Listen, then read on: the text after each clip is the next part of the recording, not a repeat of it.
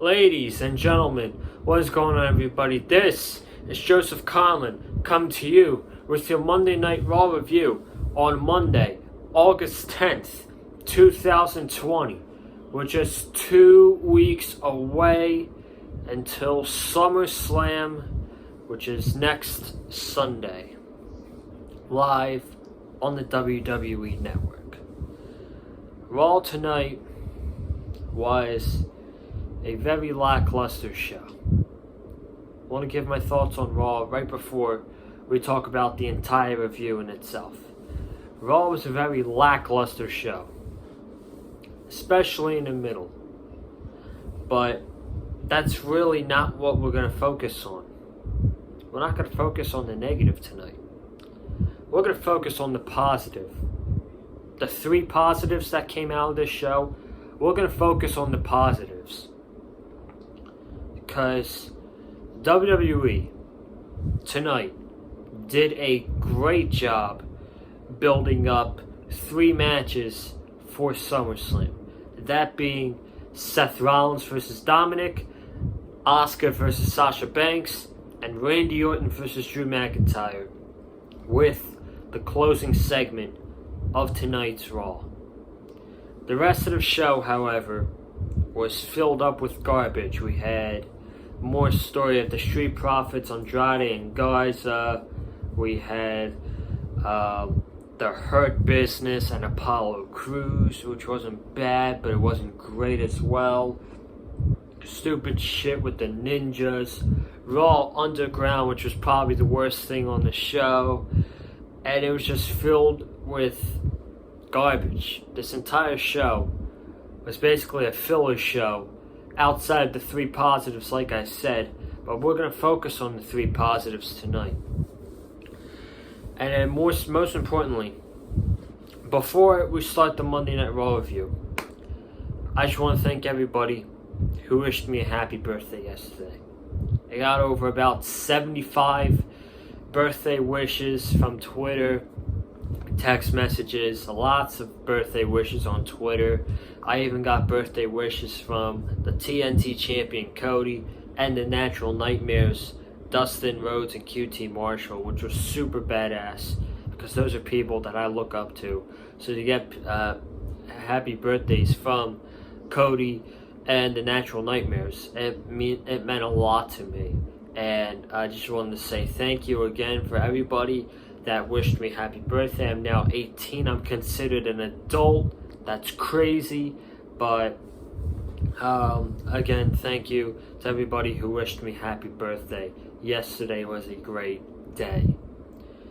Let's get into Monday Night Raw, man. Let's get right into Monday Night Raw, which opened up with the 2 contract signings for Dominic. He was signing a contract for his match at SummerSlam with Seth Rollins and to become a WWE superstar. Samoa Joe was the moderator of the contract signing. If Samoa Joe got physical with Seth Rollins, he would be suspended. So basically the story wasn't even about Dominic, and it was supposed to be about Dominic. It was about Samoa Joe. And Samoa Joe is probably the most interesting part of this, but this was still great. Seth Rollins' promo was great. Samoa Joe was talking about the bad choices that Seth Rollins has made, and then Rollins came back and was like, the only person that didn't make a choice yet was me. Becoming the Monday Night Messiah wasn't my choice. What happened to Rey Mysterio and Aleister Black wasn't my choice. What I'm gonna do to Dominic isn't my choice. Then Dominic came back and was like, you've been this Messiah to ruin Monday Night Raw, not be the greater good, which I'm guessing is Rollins' tag team name with Murphy. The greater good. You're not the greater good for Monday Night Raw. My dream was to become a WWE superstar, which I am now. And now my dream is to kick your ass at SummerSlam. That was the line of the whole segment right there. My dream is to kick your ass at SummerSlam. A line like that makes me excited. And it makes me excited to see what Dominic is going to do to Seth Rollins at SummerSlam. But both guys cut great promos here, really effective. The best thing of this entire segment was the post-match beatdown from Seth Rollins and Murphy to Dominic. And we'll get to that. But before that, we had Seth Rollins go one-on-one with Humberto Carrillo, who all he does is lose, lose, lose. All Humberto Carrillo does is lose. And what happened here? Humberto lost in about 3 minutes. Rollins beat him with a curb stomp. Then Murphy attacked Dominic right after the match, who was beaten down. They were beating down Dominic. Then Rollins got the kendo stick, and he was whacking Dominic. He's whacking Dominic with the kendo stick. Hard shots. He takes his shirt off. He's swinging for the fences at Dominic. He's swinging that kendo stick really hard at Dominic. It's at the point where he breaks the kendo stick. Rollins and Murphy tie him up to the kendo stick. We see all these bruises and scratches on Dominic's back. Then Rollins and Murphy, like I say, they tied up Dominic to the ring ropes. You had Murphy on one side swinging for Dominic's back, and you had Seth Rollins on the other side swinging for Dominic's chest and stomach. And this was nasty. This was a nasty beating by Seth Rollins. This, folks, is the definition of a beatdown. Dominic got beaten down, and for him to get those 30 kendo stick shots he got tonight, and the pictures that were on WWE's Fox account, which you guys saw in the beginning of this video, Dominic took them like a beast. And for that, I have tons of respect for Dominic taking that nasty beating by Seth Rollins. But that was the best part of this entire segment. That was awesome. That part right there was awesome. And you know what? That might have been my favorite thing on the night. Definitely the biggest thing coming out of the show, in my opinion. Because the last segment, I felt we were going to see it sooner rather than later, even though that was phenomenal. But I felt like this was the biggest part coming out of the show, was Dominic signing a contract with the WWE. He becomes a superstar on night one. He gets his ass kicked by Seth Rollins and Murphy. Welcome to WWE, Mr. Dominic Mysterio. You get introduced to 30 kendo stick shots by Rollins and Murphy. Great stuff. Angelo Dawkins versus Andrade. Dawkins wins in about 5 minutes. What do you want me to say about this? I hate the story of this feud. They ruined it already, and I kind of just don't care. I don't really care. If WWE doesn't care about their tag team division on Monday Night Raw and SmackDown, then you know what? Why should I? Why should I? Hell, they don't even care about the tag team division in NXT either, so that's a whole different story for a whole nother day. But for right now, Dawkins wins in 5 minutes. So Bianca attacked Vega during the match with distracted Andrade. Dawkins won. We got into Bianca and Zelina. This match was about 7 minutes. This match honestly should have been a squash. No way in hell should Zelina Vega be in there with Bianca Belair for 7 minutes. That should have been a squash match. Zelina's not even a wrestler. She can wrestle, but she's more of a manager in a managerial role. So that was that. Bianca is so much better than this. Yes, it makes sense to put Bianca in this storyline, but she is so much better than this. She can be better than this. I know she wants to be better than this, and she should be getting win after win and possibly getting a shot at the Raw Women's Championship in the near future. Will that happen? Probably not. So I'm wasting my time on this subject. VIP Lounge. How many times has WWE overkilled on the VIP Lounge? Tons of times. Tons of times. This segment's an overkill that whenever I see this segment, I go to the bathroom because I know this segment is just a segment to set up a match, and that's exactly what it did.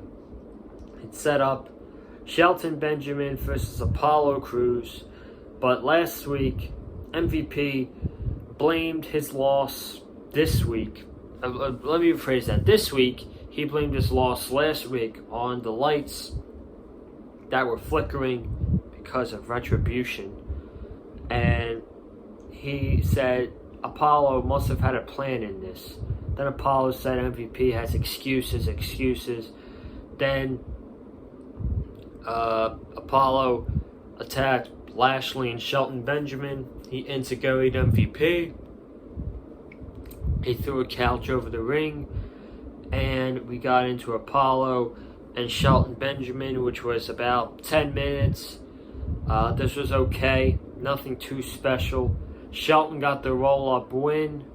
MVP was going to put the full Nelson on Apollo.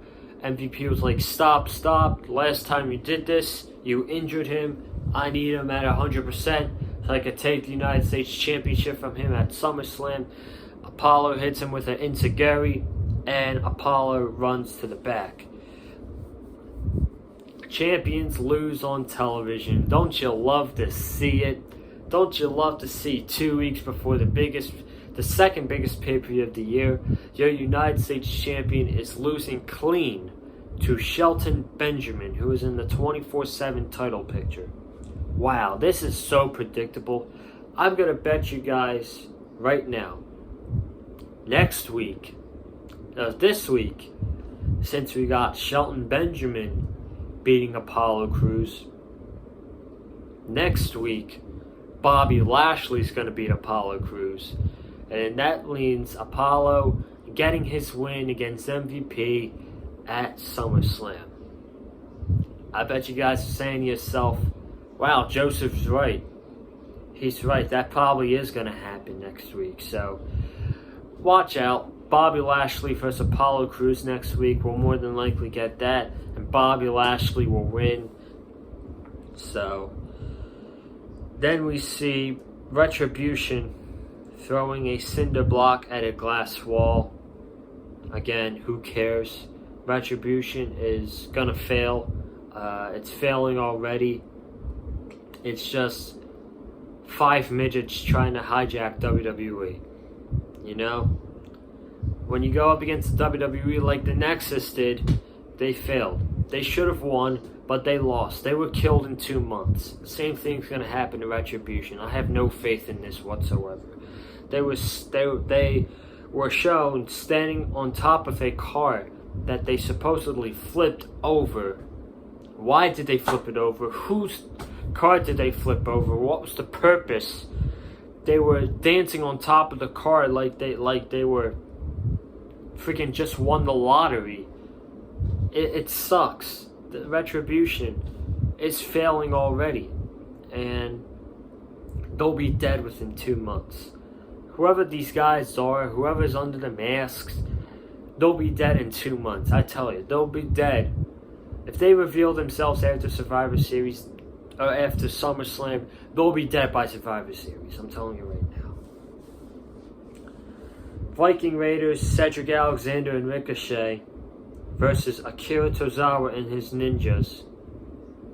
Yes, folks, we have lowered the Viking Raiders, Ricochet, and Cedric Alexander to freaking ninjas. pathetic. It is absolutely pathetic that we've lowered these 4 wrestlers down to this level. 2 minutes, one of the ninjas was scared. He didn't want to get in. He ran with Akira Tozawa. The baby faces won. A referee came out. R-Truth, who dressed up as a ninja, rolled up Akira Tozawa and became a 38th time 24/7 champion. Who cares? Who really cares about this? Seriously. If you honestly find enjoyment in this, and I don't mean to seem harsh, but if you honestly found enjoyment in this segment, and you find enjoyment in the ninjas, and you find enjoyment in the 24/7 championship, I think you're a complete fool. You're honestly a fool. I might be stretching it here, but what's the difference between Retribution and Akira Tozawa's ninjas? They dress the same, and they're all the same height.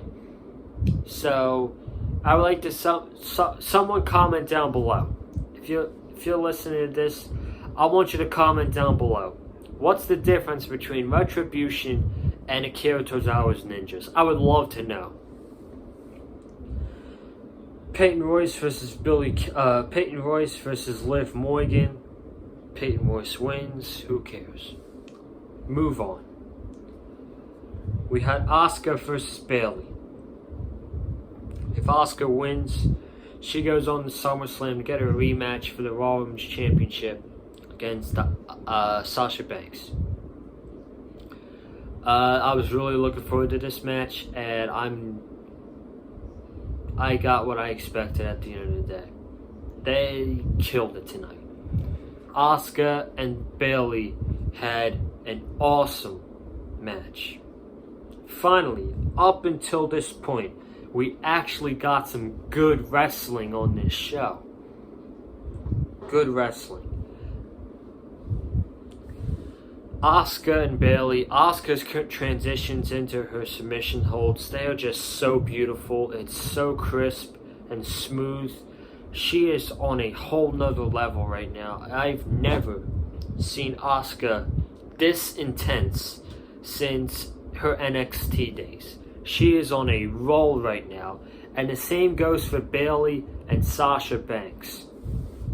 You can tell that these 3 women want to step it up, and they're killing it right now. And I couldn't be happier, and I couldn't be more invested into this feud. But Bayley, the story was Bayley trying to work on Asuka's left knee. I think it was her left knee, but anyway, the story was Bayley working on Asuka's knee. So they told a good story here. Bayley going after the knee. She hit an elbow on Asuka. Asuka kicked out. Bayley trying to do everything she can to win. Asuka got in a heel hook. Bayley got out of it.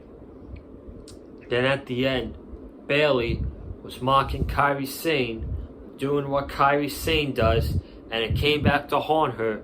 She got locked into the Asuka lock. She tapped out. So Asuka is going to SummerSlam to face Sasha Banks.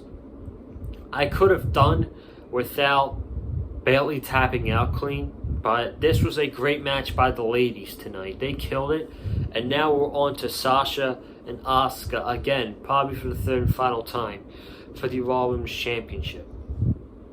I was thinking to myself after this match, their match was great. I didn't like the way Bayley lost. She tapped out clean.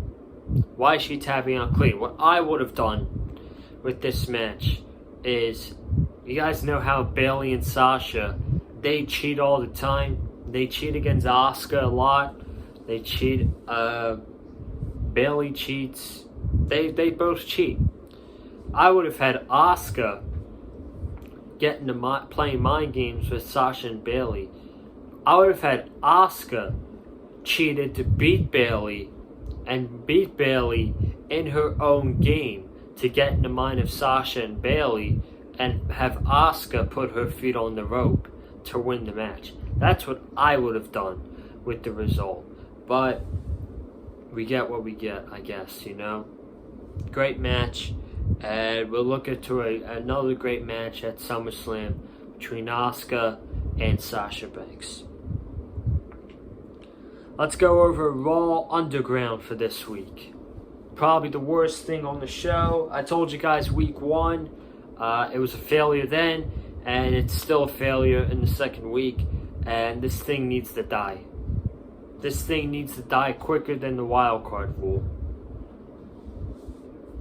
Again, I don't even want to talk about it. I don't even want to talk about it. We had Riddick Moss and Cal Bloom in a 3-minute fight. We had 2 jobbers who I never heard of before fight for 2 minutes.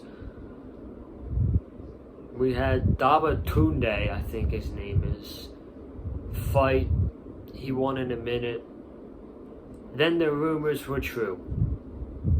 It was a report today by WrestleVotes that Shayna Baszler would be the first female woman in Raw Underground. So she comes out. She goes face to face with Dabatunde. Shane McMahon asks him to leave. Shayna picks on 3 women, 3 no-face women. She beats them up, and that's Raw Underground for the week. Terrible stuff. I hate Raw Underground already. It needs to die. It's taken away good television time from guys like Ali and Murphy and Humberto Carrillo, even though he loses all the time, and Aleister Black. Raw Underground needs to die. Shayna Baszler, I can't believe, has been lowered to this garbage right here. Shayna, right now, should be getting win after win after win after win. Therefore, you can build up her momentum. And then whoever wins the Raw Women's Championship match at SummerSlam, I'm guessing it's going to be Asuka. You have a challenger right then and there, waiting for Asuka at Clash of Champions by the name of Shayna Baszler. But yet, WWE puts her in this Raw Underground garbage, and who knows what they're going to do with Shayna. It's just a disease. It's disgusting, by the way. They've booked Shayna since she came up on the the main roster. It's been unbelievable. Unbelievable. And then finally, we got the main event. Man, I'm at 23 minutes of this review. I'm going by quick. Main event. Randy Orton versus Kevin Owens. This match was decent. Owens was mocking Orton. This really wasn't even about the match, so I'm just going to fly through this. Owens was mocking Orton. Owens was going to go for the stunner. Orton countered, hit an RKO, and won the match, okay? Randy Orton says to Ric Flair, he grabs a mic, he says, "We need to talk." And he says, "You haven't been on my good side lately, but how could I be angry at you? You're the nature boy. You're the 16-time world champion. I grew up watching you. You're one of my favorites of all time. How could I be mad at the nature boy Ric Flair?" But he's mad at him now. But now he's pissed off at Ric Flair because he says Randy Orton was the son that he wished to have, which was pretty brutal with what happened to Ric Flair's son. He then said, "You're not the same Ric Flair that you were 20 years ago, who was the dirtiest player of the game. Now you're just old man who has times has passed, who's living in a coma and 71 years old, and all that stuff. And Randy is like, now I don't need you, as I go for my 14th WWE Championship at SummerSlam. And then Ric Flair takes the microphone and he says, you're right, Randy. You're right. My time has come. I'm no longer the Ric Flair who I was 20 years ago. But I'm still here. And I want to be in your corner. And I want to call you the greatest wrestler of all time, because you are one of the greatest wrestlers of all time. And he wants to be in his corner. He wants to see him become a 14-time world champion, and a 15-time world champion, and a 16-time world champion, and a 17-time world champion. Ric Flair wants to see Randy Orton break Ric Flair's record, not John Cena's record. Which really doesn't make sense, because both Ric Flair and John Cena are tied. So that's that. He then says, I want to be at your corner in your match at SummerSlam against Drew McIntyre. Orton then takes the microphone, he throws it outside, he hugs Flair. He brings Flair in for a hug, and he brings him in again. The superstars, the NXT superstars, start clapping. Flair turns around. Orton gives Flair a low blow. I saw this coming from a mile away, but it was great. It was freaking great. So we got Orton whispering in Ric Flair's ear. I didn't hear what he said, but Flair is screaming in pain. Orton then backs up, and the lights start flickering on and off. Orton runs, the lights flicker off, the lights come on, and Flair is laying down, and Orton's standing over him. So, I'm asking myself, Orton was supposed to punt Ric Flair. I know he punted Flair, but I'm just saying, like, how do we know he punted Flair if the lights went off? Like you know, you guys understand what I'm saying? Hopefully I'm making sense about it. But you guys get the point. Flair's down. Drew McIntyre comes running out. Orton runs out of the ring. He goes upstage. And officials come down. A stretcher comes down to the ring. You got McIntyre checking on Ric Flair. And you got the visual at the end of Monday Night Raw of Orton standing on top of the stage and McIntyre just peeking up at Randy Orton face to face. And that was the way Raw went up the air. We knew this was eventually gonna happen with Ric Flair. Ric Flair should not even be there in the first place with all this COVID going on. He shouldn't even be there. So, this was the right decision. I guess this was the right route, considering they brought back Randy Orton's Legend Killer gimmick. So, they got that back. And Orton took out another legend in Ric Flair. And it tells another top notch. It gives you another reason to be excited for Randy Orton and Drew McIntyre at SummerSlam, because now McIntyre is fighting for Ric Flair after what Randy Orton did to him, and it makes it more interesting, and it makes you want to see. It makes you wonder. It really makes you wonder if Drew McIntyre is going to retain at SummerSlam. I'm not sure. We got until next Sunday to figure that out. But that was your Raw review tonight, ladies and gentlemen. That was your Raw review tonight. Like I said in the beginning, this is a very lackluster show tonight. This was a very lackluster show. But out of the three positives, we got big three positives, with the Dominic Seth Rollins storyline, Asuka, Sasha Banks, and Randy Orton, Drew McIntyre. WWE did a great job on those three things tonight, and I'm looking forward to all three matches at SummerSlam. Good job, WWE, for that one. But thank you guys for watching. If you haven't already, subscribe right here on the Big Fight Field channels. We're just 25 subscribers away until 200 subscribers right here on the Big Fight Field channel. So if you have not already, what are you doing? Hit the subscribe button. Every sub helps the channel. So hit the goddamn subscribe button, man. Do it. I want you to comment down below as well. I want to know your thoughts tonight on Monday Night Raw. I want to know what you... Voice your opinion, man. I love talking wrestling with other people. And then if you enjoyed what I had to say, hit that like button. And then if you want to, follow me on Twitter, @Colin_Joseph.